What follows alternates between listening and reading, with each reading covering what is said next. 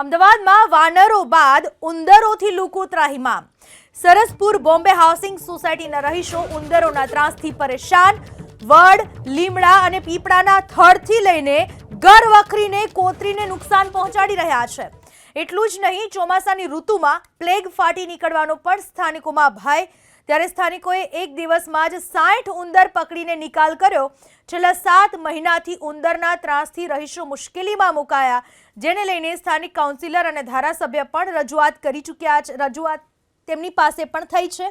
જો કે ધારાસભ્ય અને સ્થાનિક કાઉન્સિલરે ઉડાવ જવાબ આપ્યો। ઉંદર પકડવા શું અમે ખાટલા ઢાળીને બેસીએ, એવી વાત કરી હોવાનો સ્થાનિકોએ આરોપ લગાવ્યો।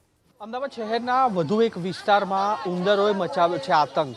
વાત છે અમદાવાદના સરસપુર વિસ્તારની કે જ્યાં આગળ માનવ વસ્તી કરતાં ઉંદરોનો ત્રાસ છેલ્લા 7 મહિનાથી એટલો વધ્યો છે કે ઘરની વસ્તુઓ કોતરી નાખે છે અને સોસાયટીની વચ્ચે આવેલું કોમન ગ્રાઉન્ડ છે ત્યાં આગળ સ્થાનિકોએ પાંજરા મૂકવા પડ્યા છે। આ દ્રશ્યો અહીંયા આગળના ઉંદરોનો ત્રાસ, ઝાડના થડ કોતરી નખાયા છે, ઘરની વખરી કોતરી નખાઈ છે અને ઘરમાંથી ઠેર ઠેર બહાર આવતા આ ઉંદરોનો ત્રાસ એટલી હદે વધ્યો છે કે ચોમાસાની ઋતુમાં અહીંયાના સ્થાનિકો છે તેમને હવે એ પણ એક ડર પેસી ગયો છે કે અહીંયા આગળ પ્લેગનો ખતરો થશે।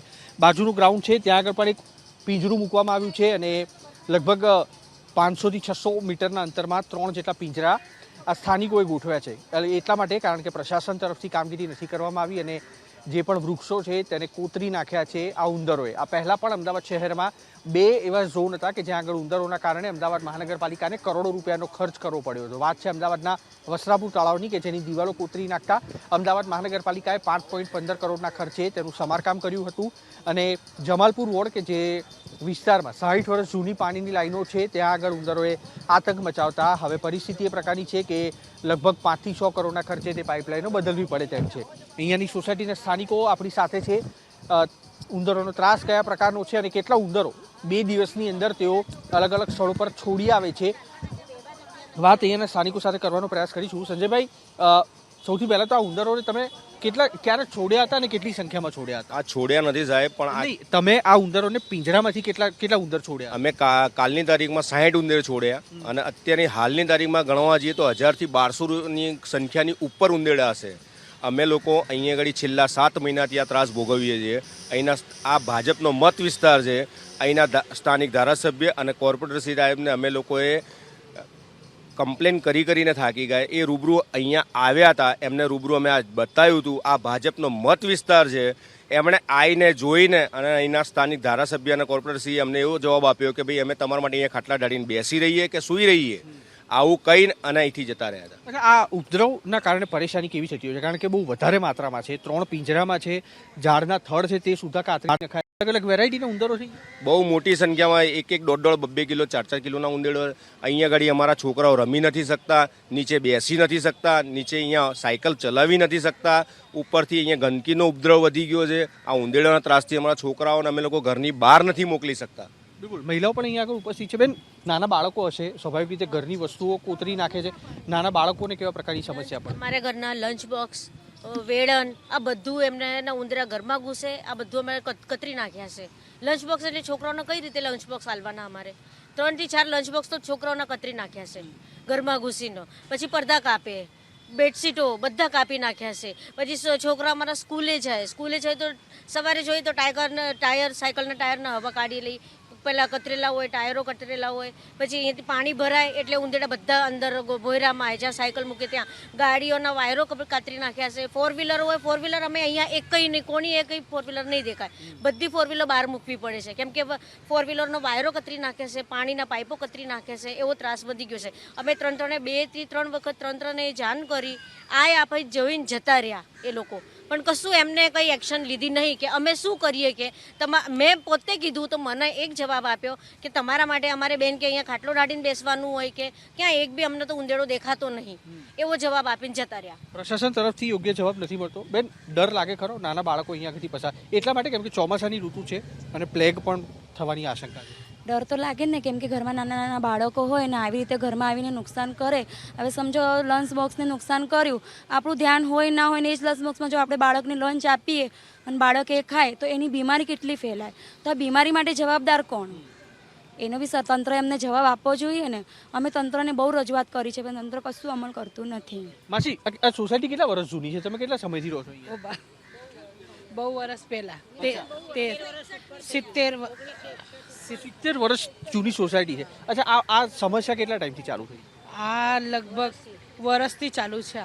એની પહેલા એવું હતું ખરું? ના, એની પહેલા કશું જ હતું નહીં. એટલી ચોખ્ખાઈ પણ હતી. હવે તો ચોખ્ખાઈ પણ નહીં, કંઈ જ નહીં. કચરોય વાળવા આવતા નહીં, કંઈ જ નહીં. અને ઉંદેડાનો તો એટલો ત્રાસ થઈ ગયો છે ને, બહુ ત્રાસ થઈ ગયો છે. આ બધી ગટરો બેક મારે છે અને માણસ કરતાં ઉંદર વધી ગયા છે અને સસલા ટાઈપના ઉંદર છે અને પાઇપોથી ઉપર ચડી બાથરૂમ જાજરામાં સંડાસમાં બધે ઉંદરા પસરી ગયા છે. અને પછી કીધું એટલે કે દવા નાખી દો. દવા નાખવાથી ઉંદર મરી જાય તો બધો ત્રાસ અમાર બેઠવાનો, નાના છોકરાનો રોગ થઈ જાય. તો એટલે આનું કારણ નિરાકરણ જલ્દી કંઈક પગલાં લેજો વધારે આના માટે. આની પહેલા પણ વસ્ત્રાલ વિસ્તારમાં આ પ્રકારનો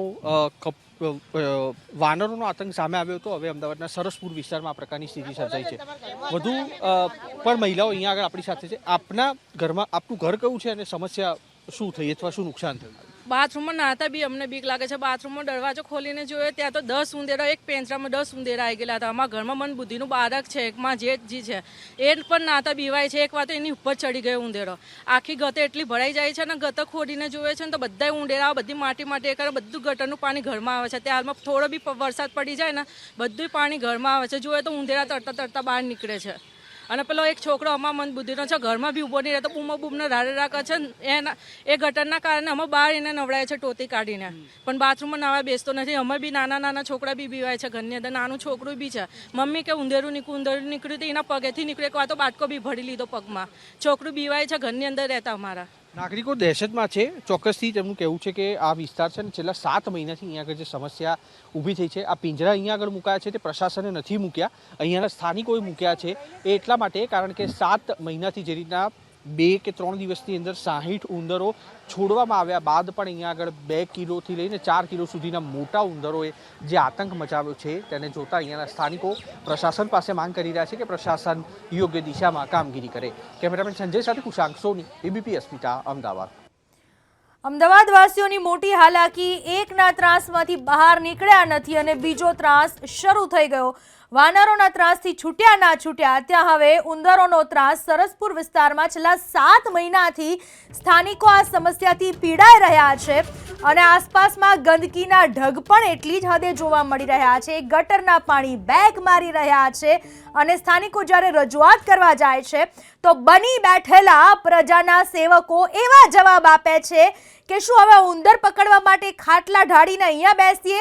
અને જો ખાટલા ઢાળીને બેસવું પણ પડે કારણ કે તમે મોટા ઉપાડે પ્રજાના સેવક બન્યા છો અને તમને કોઈએ કદાચ પથ્થરો નહોતા મૂક્યા કે તમે પ્રજાના સેવક બની બેસો. જ્યારે તૈયારી જ નહોતી પ્રજાની સેવા કરવાની તો કયા હિસાબથી તમે ચૂંટણીઓ લડ્યા અને કયા હિસાબથી તમે અહીંયા ખુરશી ઉપર બેઠા પ્રજાના સેવક બનીને?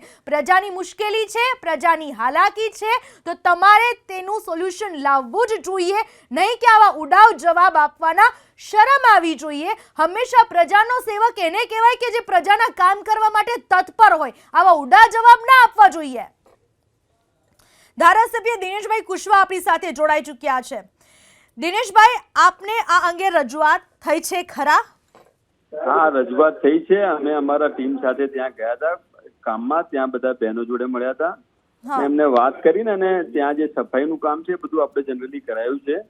ઉંદરની સમસ્યા છે ને એના માટે ત્યાં કહેવામાં આવ્યું છે ને જે બી વ્યવસ્થા છે ને એમાં અમે પોઝિટિવ કરી રહ્યા છે અને થઈ જશે થોડુંક. કેટલા સમય પહેલા તમારી પાસે રજૂઆત આવી હતી દિનેશભાઈ? મારી પાસે રજૂઆત અમે છે ને ત્યાં એક અમારો પાર્ટીનો પ્રોગ્રામ હતો વૃક્ષ વાવવાનો, એના માટે અમે ત્યાં ગયા હતા. તે વખતે આ બધા ત્યાં એક અમારા સિનિયર કાર્યકર્તા છે, અમારા ત્યાં યુવાનો પ્રમુખ હતો જિગ્નેશ કરીને, એણે મને વોટ્સએપ ઉપર બી મેસેજ કર્યો હતો, વચ્ચે સંદેશમાં બી એની કટિંગમાં એની દિનેશભાઈ જ્યારે પ્રોગ્રામ હતો ક્યારે આ પ્રોગ્રામ હતો? કેટલો સમય થયો? અંદાજે મહિનો, 2 મહિના, 3 મહિના? ના બેન, 15-20 વૃક્ષ માના નામે જે વ્યવસ્થા છે ને એમાં ભાગરૂપે અમે ત્યાં વૃક્ષો વાવવા ગયા હતા. 15 દિવસ પહેલા કાર્યક્રમના નામે તમે લોકો ત્યાં ગયા ત્યારે રજૂઆત થઈ હતી. 15 દિવસમાં શું કામગીરી કરી? એ કામગીરી માટે બધું ફોલોઅપ કરાવ્યું છે. ત્યાં સફાઈનો જે વિષય છે ને એ ઉંદર છે ને ગંદકીના હિસાબે ને એક ઝાડ છે ને ઝાડની અંદરથી નીકળે છે. તમે એવું કહો છો કે ઝાડને કારણે આ સમસ્યા અને ઉપરથી તમે હજી ત્યાં વૃક્ષારોપણ માટે ના, ગયા હતા ઝાડ- એટલે સમસ્યા વધારે ઝાડ- વકરે તો બેન તમે વસ્તુ સમજવાની કોશિશ કરો. ઝાડ ત્યાં એક જૂનું વર્ષો જૂનું છે, એમાં પોલાણમાં ઉંદરો બધા રહે છે. તમે સમજો વસ્તુને.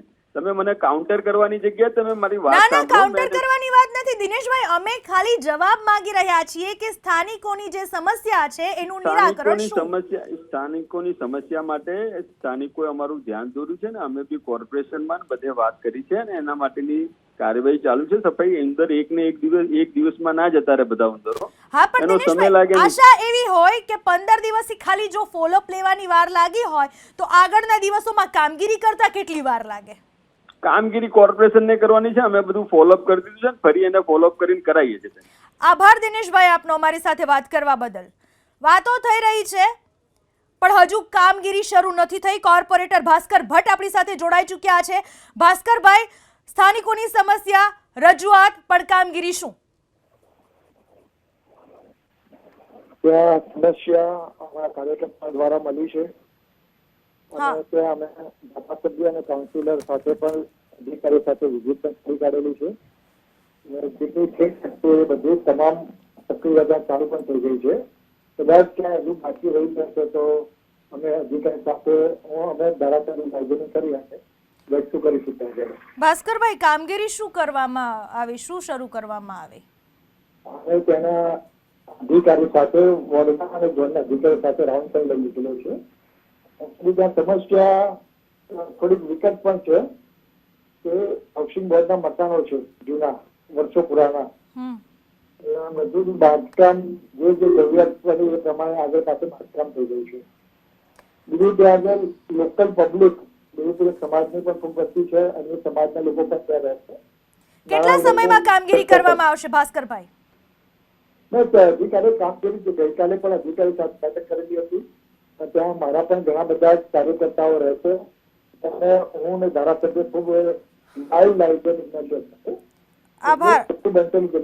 આભાર ભાસ્કરભાઈ અમારી સાથે વાત કરવા બદલ. હજુ બેઠકો કરવામાં આવી રહી છે, મુલાકાતો કરવામાં આવી રહી છે, કામગીરી શરૂ નથી થઈ.